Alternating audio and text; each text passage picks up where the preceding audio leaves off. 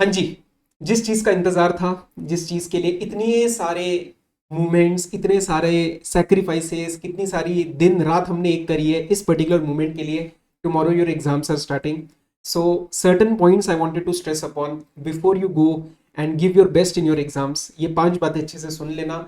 बहुत छोटी छोटी बातें लेकिन बहुत बड़ा इंपैक्ट आता है, and these are from my own experiences. ठीक है, as always this is a dil se conversation series. आराम से बैठो, इमेजिन करो हम बैठ के आराम से बात कर रहे हैं 5 मिनट्स का ब्रेक लेके। ओके, सुनो।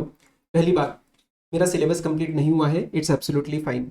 ये आपको पता है, ये एग्जामिनर को नहीं पता, ये और किसी को नहीं पता। प्लीज कॉन्फिडेंस नीचे मत रखना। Confidence is a very underrated factor in the professional exams. Paper पूरा ऐसा नहीं आने वाला कि सर मैंने 4 टॉपिक छोड़े तो पूरा पेपर 4 टॉपिक्स में से आया। बहुत सारे सवाल आएंगे जिसमें से आपको इतना तो आता ही होगा कि तुम यार 50 और 60 नंबर लेके आ पाओ। So please don't remember, no one knows कि तुमने कितना नहीं किया है। कॉन्फिडेंस के साथ जाओ। I have seen a lot of students cracking their exams with comparatively less studies as compare to दोस्त जिन्होंने बहुत अच्छी पढ़ाई करी है लेकिन एग्जाम में कॉन्फिडेंट नहीं है। ठीक है, तो उस 3 घंटे में जब एग्जाम हॉल में जा रहे हो तो कॉन्फिडेंस एकदम टॉप का। I don't care if you have to fake it, आप करो फेक, लेकिन वो कॉन्फिडेंस के साथ जाना यार।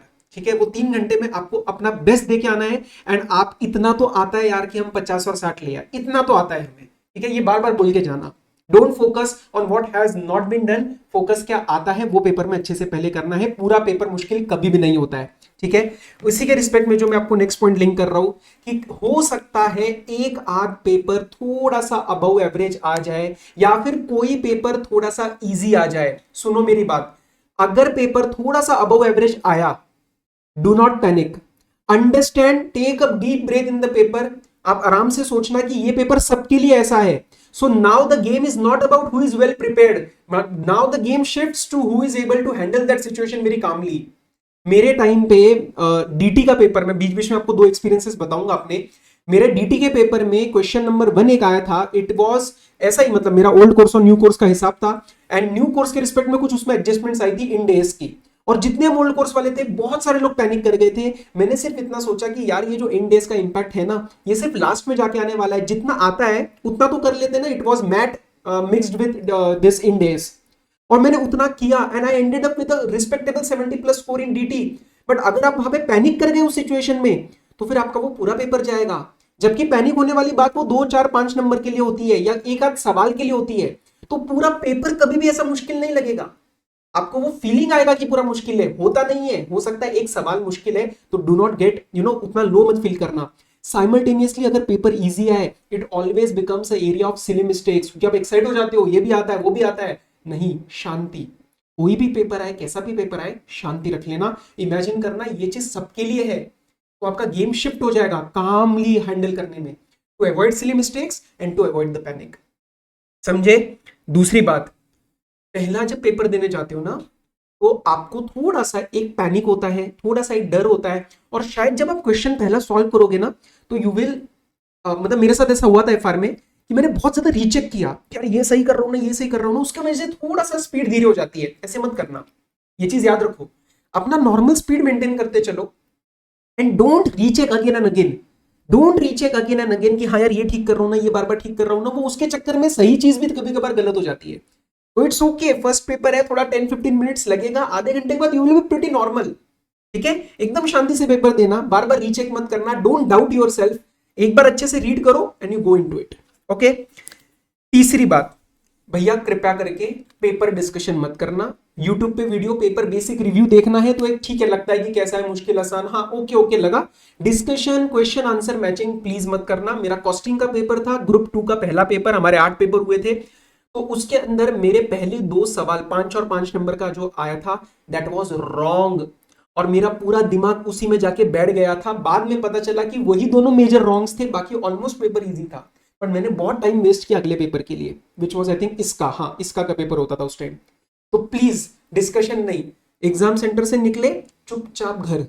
अगर कई कई लोगों को ना ये होता है थोड़ा सा कि ये सर करेंगे डिस्कस, तो प्लीज उनसे दूर रहो भाई। ये मेरा पर्सनल ओपिनियन है, मैं ऐसे जनों के साथ नहीं बैठ सकता। I would really advice you, 5 PM जब आपका पेपर खत्म हो जाएगा, दिमाग से आउट, खत्म, you move on. Move on to your next exam. घर जाके आराम से रेस्ट करो, चाय पीनी है, कॉफी पीनी है, पानी मारो मुंह पे, fresh, get into the studies. समझे? ओके।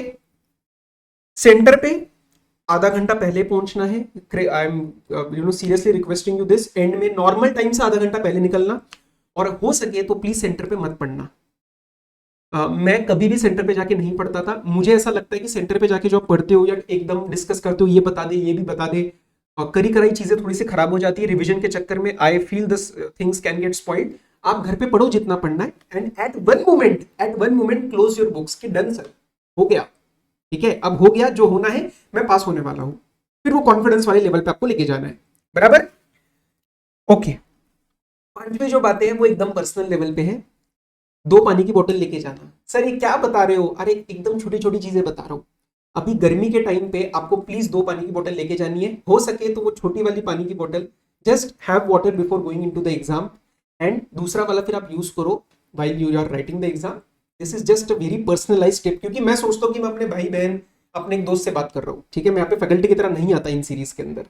तो आई जस्ट वांट कि वहां पे डिहाइड्रेशन या बेसिक चीजों की वजह से भी, आई हैव सीन स्टूडेंट्स की कभी कोई हेल्थ का इशू एकदम से बन जाता है, डिहाइड्रेशन की वजह से इशू आ जाता है, तो वो सब नहीं होना चाहिए। बेसिक हेल्थ के साथ अपने को पेपर देना है, बराबर? ओके। तो 2 पानी की बोतल एकदम अच्छे से प्रॉपर हाइड्रेशन रख लेना, एंड कैलकुलेटर 2 रख लेना भाई। मेरे एग्जाम हॉल में एक के साथ हुआ था, उसका कैलकुलेटर खराब हो गया था, उसके पास दूसरा नहीं था।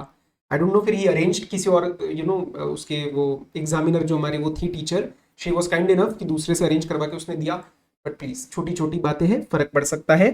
एंड बस, और क्या है, अच्छा सा टाइम है, इस चीज को एंजॉय करो, ये टाइम बहुत बढ़िया वाला है।